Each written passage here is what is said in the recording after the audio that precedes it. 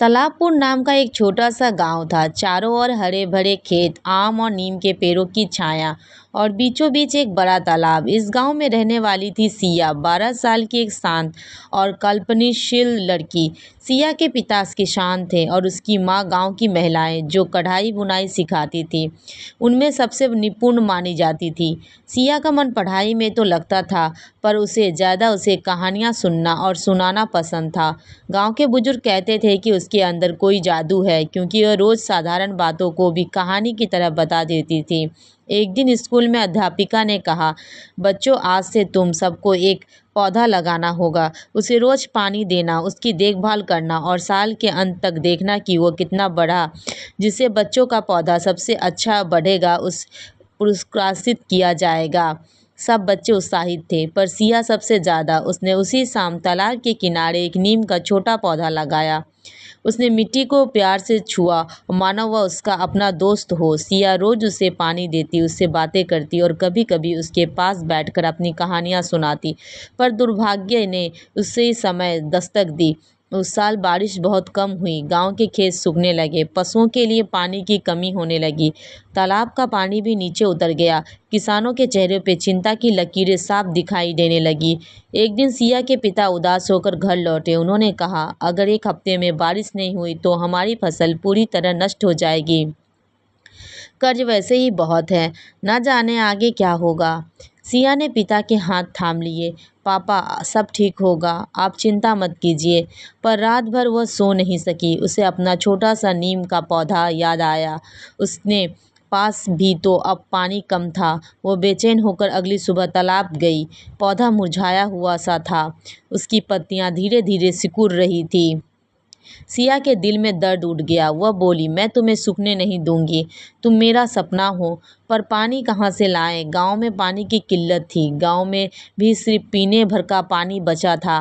पौधों को पानी देना तो अब जैसे एक विलासिता थी। सिया रोज अपने हिस्से का थोड़ा सा पानी बचाकर उसे पौधे को देती।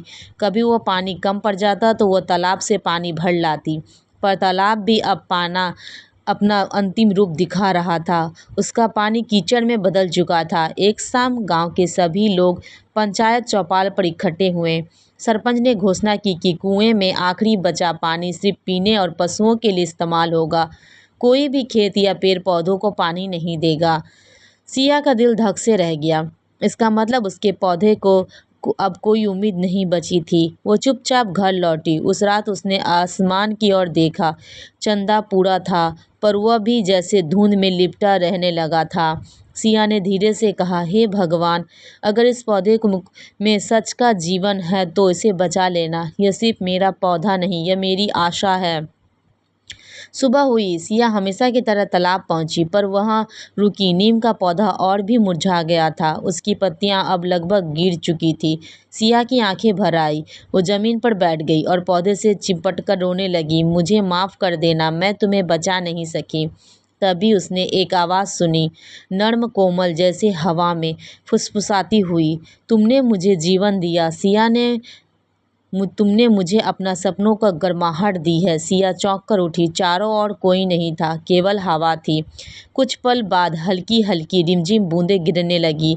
आसमान बदलने लगा था। बादल का काले होकर उमड़ आए। पहली बारिश पूरे गांव पर बरसने लगी। लोग खुशी से चिल्लाने लगे, बच्चे बारिश में नाचने लगे। खेतों की मिट्टी जैसे सांस भरने लगी। तालाब का पानी बढ़ने लगा और सिया वह मुस्कुरा रही थी। उसकी आंखों में खुशी के आंसू थे। बारिश की बूंदें पौधों पर गिरी थी। वो धीरे धीरे सीधा होने लगा, जैसे फिर से उठ रहा हो। कुछ महीनों बाद नीम का छोटा पौधा एक खूबसूरत हरा भरा पेड़ बन चुका था। अभी भी छोटा था, पर गर्व से आकाश की ओर बढ़ता हुआ। साल के अंत में स्कूल पुरस्कार समारोह में अध्यापिका ने घोषित किया, इस वर्ष पौधा संरक्षण प्रतियोगिता में विजेता है सिया। सभी बच्चों ने तालियां बजाई, पर सिया ने शांति से कहा, यह पुरस्कार मेरे पौधे का है, मैंने बस उसका साथ दिया है। असली चमत्कार तो आसमान ने किया। गांव के बुजुर्ग मुस्कुरा दिए। वह समझते थे चमत्कार कहीं बाहर से नहीं आता, वो विश्व से पैदा होता है। सिया का नाम, नीम का पेड़ आज भी तालाब के किनारे खड़ा है। गांव के लोग कहते हैं, जब भी किसी के मन में संदेह आ जाए, उस पेड़ के नीचे कुछ देर बैठ जाओ। वहाँ तो हवा चलती है, वह उम्मीद की कहानी सुनाती है। कभी कभी चमत्कार छोटे होते हैं, पर उनका असर बड़ा।